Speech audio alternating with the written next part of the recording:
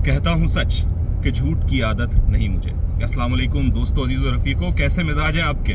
मैं अज़ीमुर रहमान उस्मानी एक बार फिर एक अरसे बाद आपके सामने हाज़िर खिदमत हूँ। जानता हूँ कि ताख़ीर हो गई है और ताख़ीर होती रहती है। अब तो एक आदी मुजरिम का सा मामला है जो शायद महसूस होता हो आपको कि मैं बार बार जो है वो वीडियोस बनाना तर्क कर देता हूँ। लेकिन वजह वही है यार कि फ़िक्र माश और गम रोज़गार के अंदर इंसान कहाँ से इतना वक्त लाए कि वो इन वीडियोस को बना सके। जो लोग ये करते हैं, दिन की 3-3 4-4 वीडियोस अपलोड कर रहे होते हैं, उनके बारे में मेरा गुमाने गालिब ये है कि वो या तो फुल टाइम काम कर रहे होते हैं या उनकी जो मुस्तकिल जॉब है या फैमिली है वो इतनी टाइम टेकिंग नहीं है। तो हमारा तो मामला ये है कि 10-12 घंटे की जॉब के बाद आपके पास थोड़े से घंटे मैसर होते हैं जिसमें आप चाहते हैं आप अपने बीवी बच्चों के साथ भी वक्त गुजारें, अपनी दीगर लाइफ के भी मामलात करें और फिर साथ में कोई वीडियो भी बना लें। तो ये बड़ा कठिन हो जाता है। बहरहाल तमाम एक्सप्लेनेशन एक तरफ, मैंने सोचा यही है कि अब कहीं जा रहा हूँ, कोई बात कर रहा हूँ, तो क्यों ना आपको भी इसमें शामिल किया जाए और जो भी बात हो बगैर स्क्रिप्ट के फिलबदी एक्सटेम्पोरे हम आपस में बात कर सकें। तो अभी एक मामला जो कि हो रहा है वो ये है कि मैं इस वक्त अपने 2 दोस्तों के साथ, हमारे 2 बड़े प्यारे दोस्त मौजूद हैं इस वक्त।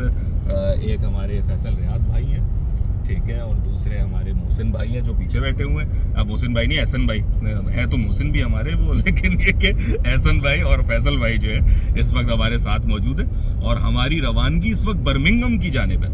और बर्मिंघम हम क्यों जा रहे हैं भाई, क्या सूझी है हमें कि हम इस वक्त लंदन से, मिल्टन कीन्स से जो है ना इस वक्त बर्मिंघम का सफ़र कर रहे हैं। तो वो ये है कि जनाब शेख यासिर कादी अमेरिका से यहाँ पर तशरीफ़ लाए हैं और इस वक्त मुख्तलिफ़ शहरों में वो लेक्चर्स दे रहे हैं। और हमने बर्मिंघम का इंतखाब किया उनके एक ख़ास लेक्चर को सुनने के लिए जो 3 से 4 घंटों पर मुश्तमिल है और उसका उन्वान है ब्रेविंग द स्टॉर्म, यानी तूफ़ान का बहादुरी से मुकाबला, सामना। ठीक है, ये कैसा तूफ़ान है? ये मगरिब की तहजीब का तूफ़ान है। ये वो जदीद फ़लसफ़ों का तूफ़ान है जो कभी फेमिनिज़म की सूरत में, कभी ह्यूमनिज़म की सूरत में, कभी नेचरिज़म की सूरत में, कभी फ्रीडम ऑफ स्पीच की सूरत में, मुख्तलिफ़ इज़म्स की सूरत में हमारे सामने आता रहता है। तो उनका कैसे सामना किया जाए इस इल्हाद ज़दा माशरे में जहाँ हर चीज़ इल्हाद के फेवर में जाती है, वहाँ पर बहैसियत मुसलमान आप इस तूफ़ान का कैसे सामना करेंगे, ये मौजू है आज शेख यासिर कादी का। और यासिर कादी साहब से एक क़ल्बी ताल्लुक़ मुझे है और इसका मुझे हमेशा से एतराफ़ है। मेरे नज़दीक जो मुहक़्क़ीन इस वक्त आलम इस्लाम को हासिल हैं उनमें एक चोटी का नाम जो है वो शेख यासिर कादी का है। मुझे ये एतराफ़ है कि अगर मुझे किसी मौजू के ऊपर कोई तहकीकी राय जाननी हो तो मेरी पहली ख्वाहिश होती है कि मैं यासिर कादी के नाम से उस मौजू को सर्च करूं और देखूं कि भाई उन्होंने इस बारे में क्या बात की है। बहुत ही ईमानदारी के साथ अपने मुकदमे को पेश करना, दीगर लोग जो इसमें मुख्तलिफ आरा मौजूद होती है उनका तकाबली जायज़ा लेना और ईमानदारी से उसको सामने रख देना, अपनी गलतियों का एतराफ़ भी कर लेना, बहैसियत मुसलमान भी, बहैसियत अपनी पोजीशन के भी, ये सारा कुछ हमारे इन शेख का खासा है। और जो मुझे यासिर कादी से मोहब्बत करने पर यूँ कहिए कि मजबूर कर देता है। तो मुझे अल्लाह के लिए उनसे मोहब्बत है। मैं जानता हूँ कि शेख यासिर कादी को आज दीगर बड़े अहले इल्म की तरह इस बात का सामना है कि एक हमारी बड़ी तादाद उन्हें भी गुमराह कहती है, मगरिब में बिका हुआ कहने लगती है, कहती है भाई ये तो पटरी से स्लिप हो गए हैं, वगैरह वगैरह वगैरह। लेकिन ऐसा कुछ है नहीं, जहाँ तक मैं समझता हूँ, मैंने जितना उनको पढ़ने की कोशिश की, समझने की कोशिश की है। बात यह है कि वो उन मौज़ूआत को एड्रेस करते हैं जो कि बहुत हसास नौइयत के हैं और जिससे हमारा रिवायती मजहबी तबका सच पूछिए तो जान छुड़ाता है। यानी हमारे यहाँ वो चाहे वो अहले मदारिस में कोई भी मसलक हो, मैं नाम नहीं लेता, लेकिन तमाम मदारिस, तमाम मसालिक, उनके उलमा चाहे कितने ही मशहूर क्यों ना हो, लेकिन उनके वो मौज़ूआत ही नहीं हैं जो आज का सबसे बड़ा मसला है और वो है इल्हाद। यानी इल्हाद से बरामद होने वाले वो सवालात जो कुरान की तदवीन से लेकर रसूल अल्लाह सल्लल्लाहु अलैहि वसल्लम की किरदार कशी तक पर मुश्तमिल होते हैं, जो कुरान हकीम की हक्कानियत से लेकर वही को बाकायदा एक जहनी बीमारी के तौर पर पेश करने की हद तक जाते हैं। उन सवालात के क्या जवाबात हों, ये जवाबात देगा कौन भाई? ये क्या मैं और आप जैसा एक आदमी देगा? नहीं, हमारा मामला यही है कि हम अहले इल्म की जानिब देखते हैं, हम उलमा की जानिब देखते हैं कि भाई वो हमें काबिल तशफ़ी जवाब दें, लेकिन ऐसा हो नहीं रहा। वो उलमा भी जो कि मशहूर हैं और जो मशहूर नहीं भी हैं, उनको आप सुनेंगे तो आपको यही इंकशाफ होगा कि वो आपस में एक दूसरे पर अपने मसलक की बरतरी तो साबित कर रहे हैं, وہ آپ کو یہ تو بتا رہے ہیں کہ زکوٰۃ کے کیا مسائل ہیں اور نکاح کے کیا مسائل ہیں اور وراثت کے کیا مسائل ہیں، ٹھیک ہے، اور فلاں جو ہے وہ بات گستاخی رسول میں آتی ہے کہ نہیں آتی ہے، اور فلاں جو ہے وہ گستاخی صحابہ پہ ہے کہ نہیں ہے، ٹھیک ہے، اور جو کربلا میں ہے وہ کون ٹھیک تھا اور کون غلط تھا، ٹھیک ہے، یہ ساری باتیں تو آپ کو پیٹ بھر کے ملیں گی. آپ 4 ڈھونڈیں گے آپ کو 400 ملیں گی، اور ہر عالم آپ کو اپنی زبردست بیان کی طاقت سے ان چیزوں کو بیان کرتا ہوا ملے گا. لیکن وہ سوالات جو فی الواقع اس وقت نوجوان نسل کو درپیش ہیں، جو ایک مسلم گھرانے میں پیدا ہونے والے بچے کو الحاد کی جانب دھکیل رہی ہے یا ارتداد کی جانب دھکیل رہی ہے، ان کے کیا جوابات ہوں، اس پر کوئی ایسا قابل قدر کام ہمیں اہل مدارس کی جانب کی بڑی تعداد کی جانب سے نہیں مل رہا ہے. ایسے نام ہیں، میں یہ نہیں کہہ سکتا کہ سب کا معاملہ یہ ہے، ٹھیک ہے، کچھ علماء اس کے اوپر بہت زبردست کام کر رہے ہیں، اور سچی بات بتاؤں تو میں ان سے خود بھی ان ٹچ رہتا ہوں، اور میری ان سے گفتگو رہتی ہے گائے بگائے، اور میں ان کا شکریہ بھی ادا کرتا ہوں، اور جہاں تک میری استعداد ہو میں کوشش کرتا ہوں کہ بھائی میں بھی اس میں اپنا کچھ حصہ ڈال سکوں. تو وہ ہے موجود، لیکن وہ آٹے میں نمک کے برابر ہے. حالانکہ کرنے والا کام یہی ہے. کام یہ نہیں ہے کہ اب آپ صرف تجوید بتائیں، ٹھیک ہے، تجوید کوئی بھی پڑھا سکتا ہے، ٹھیک ہے، کوئی بھی جو بنیادی تعلیم رکھتا ہے عربی کی وہ سکھائے گا. میں یہ نہیں کہہ رہا کہ وہ امپورٹنٹ نہیں ہے، وہ ضروری نہیں ہے، یا فقہی مسائل جاننا ضروری ہے، وہ بھی ضروری ہیں، لیکن اس سے برتر کام ہے جو بڑے علماء کے کرنے کا ہے. اور شاید اسے آپ میری کم علمی پر قیاس کر لیجئے، کچھ فہمی پر قیاس کر لیجئے، لیکن یہ کہ مجھے وہ ہوتا نظر نہیں آتا. یہ کام کر کون رہا ہے؟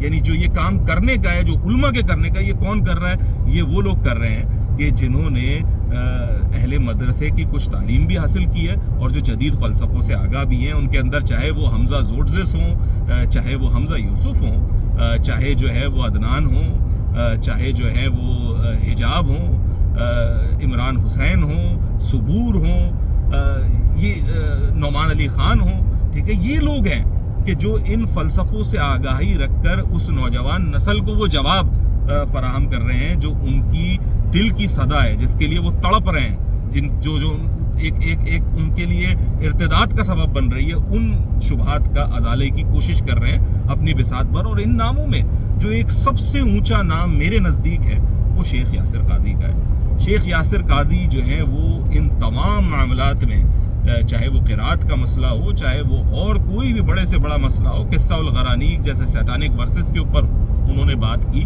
ٹھیک ہے، وہ اس کے اندر ایک پورا تحقیقی مقدمہ آپ کے سامنے رکھتے ہیں. لیکن چونکہ یہ ایریا ایسا ہے کہ جو خطروں سے بھرا ہوا ہے، جس کے اندر جو ہے وہ ایسے سوالات ہیں کہ جس میں آپ ذرا سی ادھر ادھر ہوئے اور آپ بھٹک گئے، یا یہ کہیے کہ آپ سے کوئی سلپ آف ٹنگ ہوا اور لوگوں نے آپ کی خبر لے لی، تو اس وجہ سے یاسر قادری صاحب عطاب کا شکار بنتے رہتے ہیں.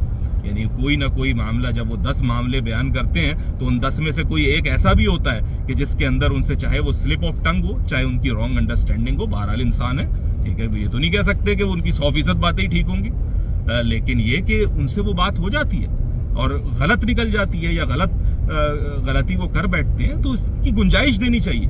اس بات پر یہ سوچ لینا کہ شاید وہ کوئی غیر مسلم ہے، جیسے ہمارے کچھ لوگ کر رہے ہیں کہ بھئی یاسر قادری ایکسپوزڈ، اور یاسر قادری تو جو ہے نا وہ امریکہ کے بکے ہوئے ہیں، بلا فلانا ڈھماکہ جو بات کی جاتی ہے، یہ بہت ہی ایک افسوسناک عمل ہے. یعنی بجائے اس کے کہ ہم دوسرے علماء کو بھی یہ توجہ دلائیں کہ بھائی آپ آئیں، اس میدان میں اتریں اور ان مشکل سوالات کے جواب دیں. یہ اب معاملہ وہ نہیں رہا ہے جو پہلے کہا جاتا تھا کہ بھئی فلانی بات تو صرف علماء کی محفل میں کہنے والی ہے، اور یہ خواص کے لیے ہے، اور یہ عوام کے لیے ہے، اور یہ فلانی بات اخص الخواص کے لیے. یہ باتیں تب تک ہوتی تھی جب انٹرنیٹ موجود نہیں تھا. آج کی دنیا میں کوئی بات نہیں موجود. آپ نہیں بتائیں گے تو آپ کا دشمن بتائے گا، ٹھیک ہے، وہ آپ کی نوجوان تک پہنچے گی ضرور. تو بہتر ہے آپ کے منہ سے پہنچے، بہتر ہے اس ایکسپلینیشن کے ساتھ پہنچے جو ان کو اس جواب تک پہنچا سکے جو دین نے اس معاملے میں ہمیں دیا ہے، وہ رویہ اپنانے کی تلقین کر سکے جو درکار ہے.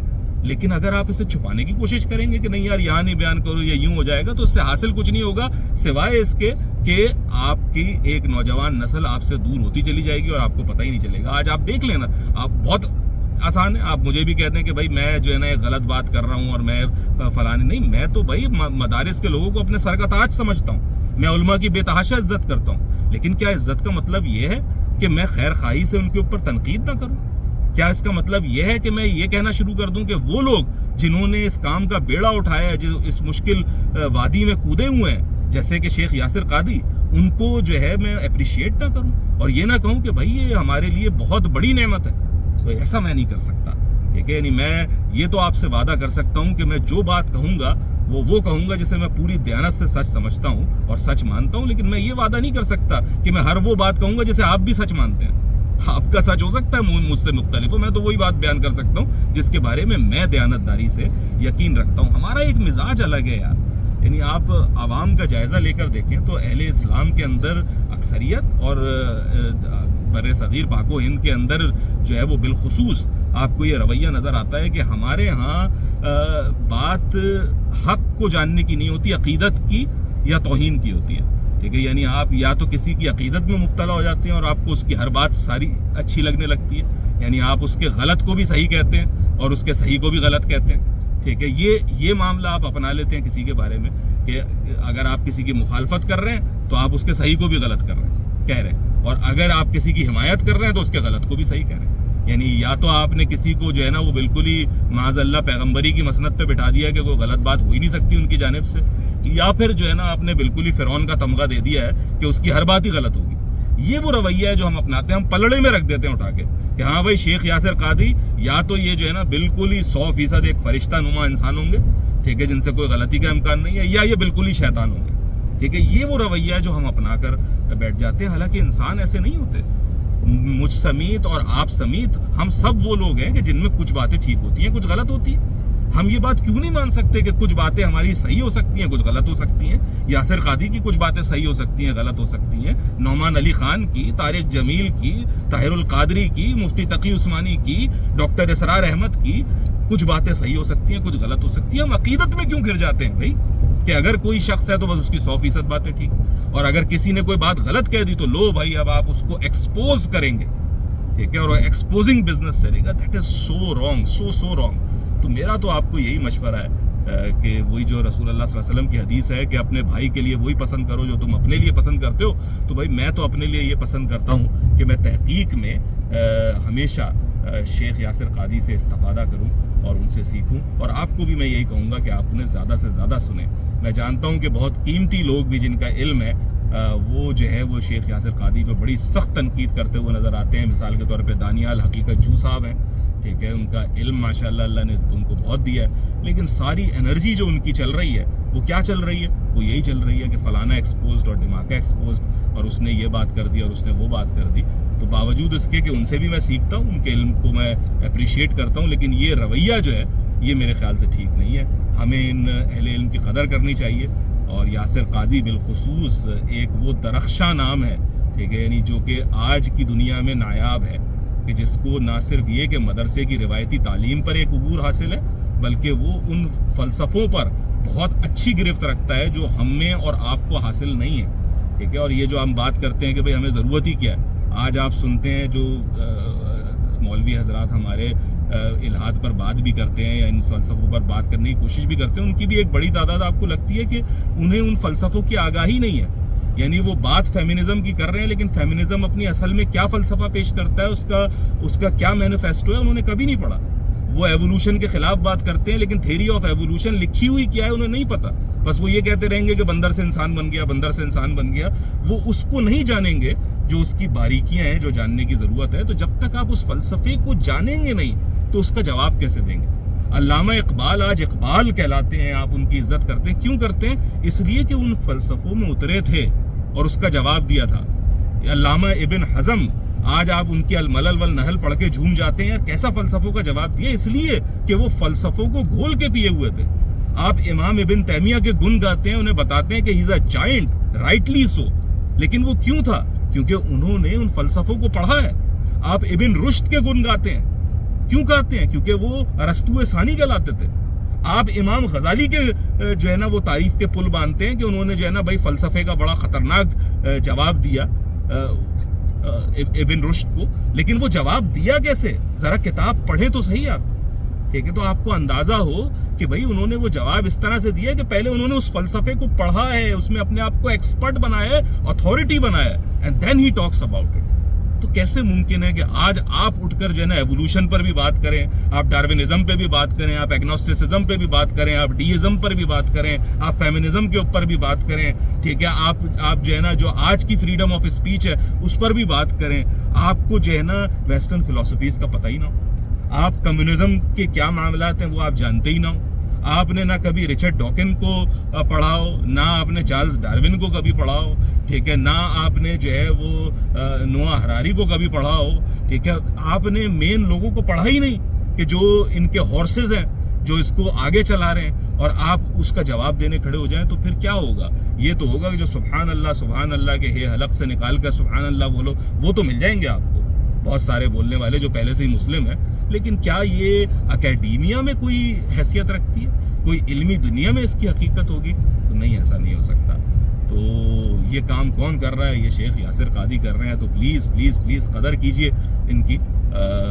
میرے خیال سے ابھی تک کے لیے اتنا کافی ہے.